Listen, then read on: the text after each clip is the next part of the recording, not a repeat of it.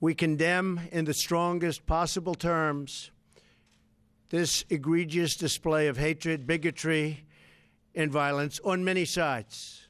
On many sides. Racism is evil, and those who cause violence in its name are criminals and thugs, including the KKK, neo-Nazis, white supremacists, and other hate groups that are repugnant to everything we hold dear as Americans. Why did you wait so long to last neo-Nazi? I didn't wait long. I didn't wait long. I didn't wait long. I wanted to make sure, unlike most politicians, that what I said was correct, not make a quick statement. The statement I made on Saturday, the first statement, was a fine statement, but you don't make statements that direct unless you know the fact. It takes a little while to get the facts. You still don't know the facts. And it's a very, very important process to me, and it's a very important statement. So I don't want to go quickly and just make a statement for the sake of making a political statement. I want to know the facts. If you go back to my, in fact, I brought it. Who did you bring, Mr. President? As I said on, remember this, Saturday, we condemn in the strongest possible terms this egregious display of hatred, bigotry, and violence. It has no place in America. And then I went on from there. Now, here's the thing. As to, excuse me, take it nice and easy. Here's the thing. When I make a statement, I like to be correct. I want the facts. This event just happened. In fact, a lot of the event didn't even happen yet as we were speaking. This event just happened. Before I make a statement, I need the facts. So I don't want to rush into a statement. So making the statement when I made it was excellent. In fact, the young woman, who I hear is a fantastic young woman, and it was on NBC, her mother wrote me and said, through, I guess, Twitter, social media, the nicest things, and I very much appreciated that. I hear she was a fine, really actually an incredible young woman, but her mother on Twitter thanked me for what I said. And honestly, if the press were not fake, and if it was honest, the press would have said what I said was very nice. But unlike you and unlike the media, before I make a statement, I like to know the facts. They don't. How about a couple of infrastructure questions? Was that terrorism? Say it, what? CEO of Walmart said you missed a critical opportunity to help bring the country together. Did you? Not at all. I think the country, look, you take a look. I've created over 1 million jobs since I'm president. The country is booming. The stock market is setting records. We have the highest employment numbers we've ever had in the history of our country. We're doing record business. We have the highest levels of enthusiasm.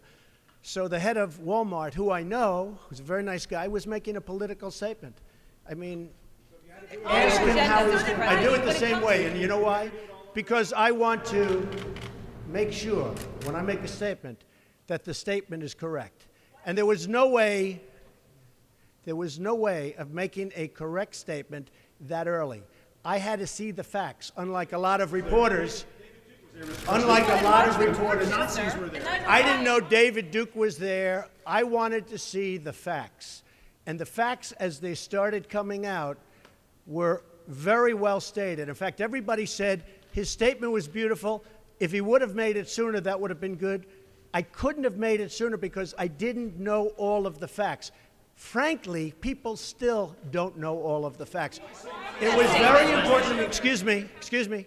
It was very important to me to get the facts out, and correctly, because if I would have made a fast statement, and the first statement was made without knowing much other than what we were seeing. The second statement was made after, with knowledge, with great knowledge. There's still things, there's still things that people don't know. I want to make a statement with knowledge. I wanted to know the facts. Okay.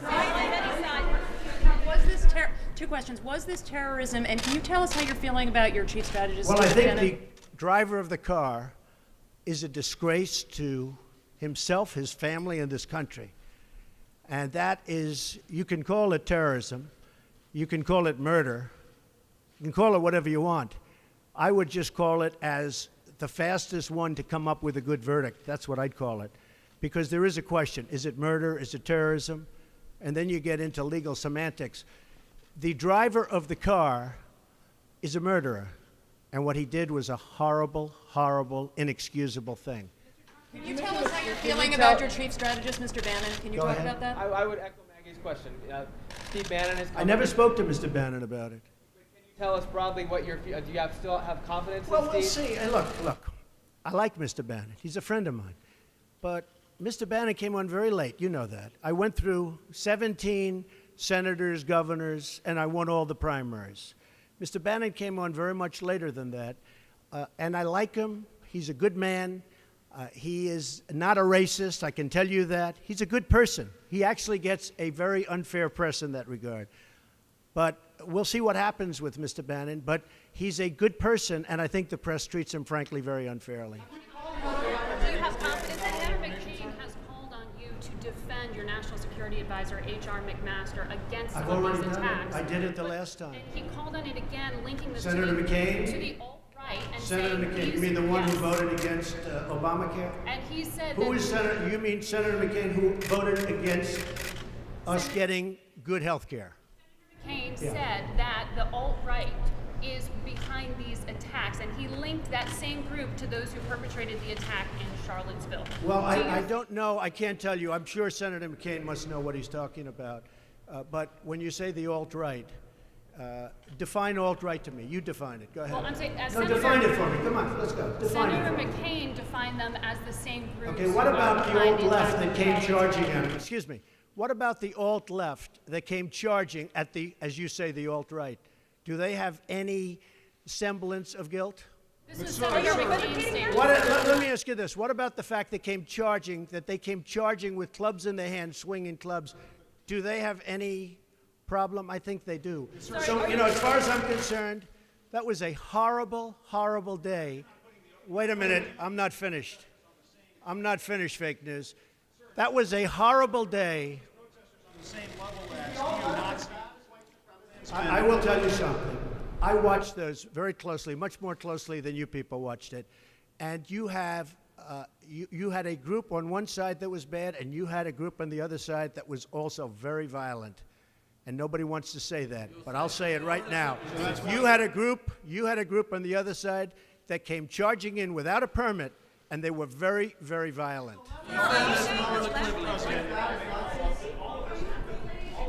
Go ahead. Do you think that what you call the alt-left is the same as neo-Nazis? Those people, all of those people, excuse me, I've condemned neo-Nazis. I've condemned many different groups, but not all of those people were neo-Nazis, believe me. Not all of those people were white supremacists by any stretch. Those people were also there because they wanted to protest the taking down of a statue, Robert E. Lee. So, excuse me, and you take a look at some of the groups and you see, and you know it if you were honest reporters, which in many cases you're not, but many of those people were there to protest the taking down of the statue of Robert E. Lee. So, this week it's Robert E. Lee.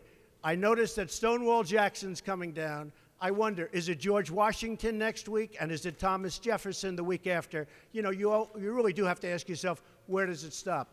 But they were there to protest, excuse me, you take a look the night before, they were there to protest the taking down of the statue of Robert E. Lee. Infrastructure question, go ahead. Should statues of Robert E. Lee stay up?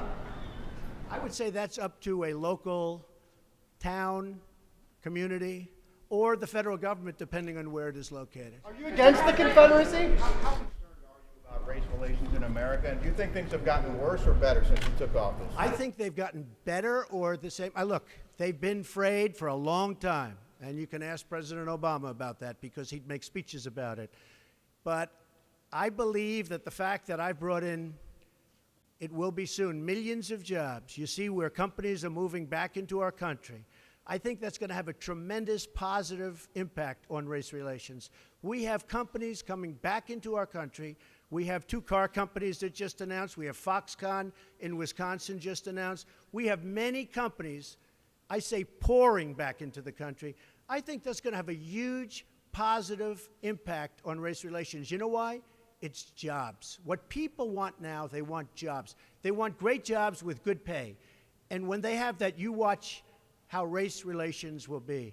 And I'll tell you, we're spending a lot of money on the inner cities. We're fixing the inner cities. We're doing far more than anybody's done with respect to the inner cities. It's a priority for me, and it's very important. Mr. President, are you putting what you're calling the alt-left and white supremacists on the same moral plane? I'm not putting anybody on a moral plane. What I'm saying is this. You had a group on one side and you had a group on the other, and they came at each other with clubs, and it was vicious, and it was horrible, and it was a horrible thing to watch. But there is another side. There was a group on this side, you can call them the left, or you've just called them the left, that came violently attacking the other group. So you can say what you want, but that's the way it is. On both sides, sir. You said there was hatred, there was violence on both sides. Well, I do think there's blame. Yes, I think there's blame on both sides. You look at both sides. I think there's blame on both sides, and I have no doubt about it, and you don't have any doubt about it either. And if you reported it accurately, you would say. Kill the person. Heather hired Charlottesville. They showed up in Charlottesville Excuse me. to protest. Excuse me. They didn't put themselves down as neo, and you had some very bad people in that group, but you also had people that were very fine people on both sides. You had people in that group. Excuse me. I saw the same pictures as you did. You had people in that group that were there to protest the taking down of, to them, a very, very important statue and the renaming of a park from Robert E. Lee to another name. white nationalists. Well, no, George Washington was a slave owner. Was George Washington a slave owner? So will George Washington now lose his status? Are we going to take down, excuse me, are we going to take down statues to George Washington? How about Thomas Jefferson? What do you think of Thomas Jefferson? You like him? Okay, good. Are we going to take down the statue? Because he was a major slave owner. Now, we're going to take down his statue. So you know what? It's fine. You're changing history, you're changing culture, and you had people, and I'm not talking about the neo-Nazis and the white nationalists, because they should be condemned totally. But you had many people in that group other than neo-Nazis and white nationalists, okay? And the press has treated them absolutely unfairly. Now, in the other group also, you had some fine people, but you also had troublemakers, and you see them come with the black outfits and with the helmets and with the baseball bats. You had a lot of bad people in the other group too.